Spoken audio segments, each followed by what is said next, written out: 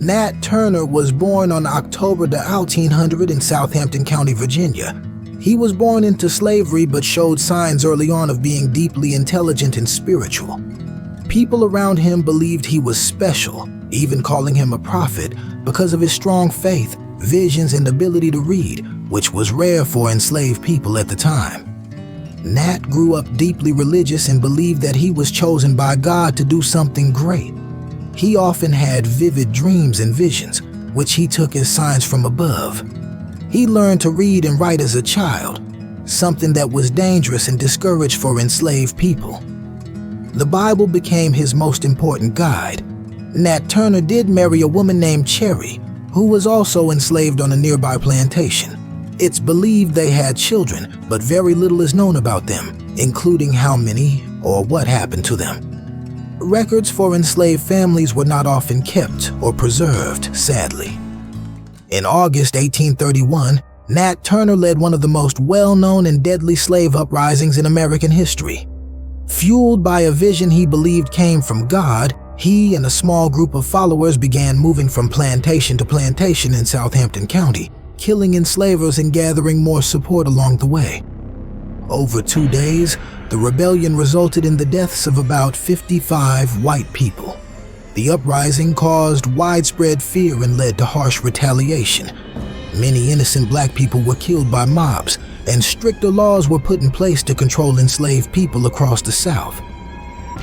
After the rebellion ended on August 23, 1831, Nat Turner went into hiding to avoid capture.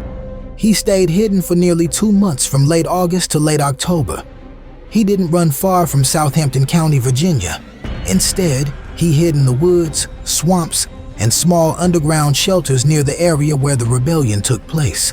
He moved often and stayed low, sometimes crawling into small dugouts or caves in the earth. It's believed that some enslaved people or free black people may have secretly helped feed or protect him, although many were afraid to get involved due to the intense search and fear of punishment. On October 30th, 1831, Nat was found hiding in a small hole covered with fence rails and brush. It was located on a farm owned by a man named Benjamin Phipps, not far from where the rebellion had happened. Phipps was out riding and noticed something suspicious, either movement or a strange pile of brush, and decided to investigate. That's when he discovered Nat. Turner reportedly surrendered quietly and did not resist arrest. He was taken to jail and later interviewed by a white lawyer named Thomas R. Gray, who wrote down Nat's story in a booklet titled The Confessions of Nat Turner. This book remains one of the main records of his life and beliefs.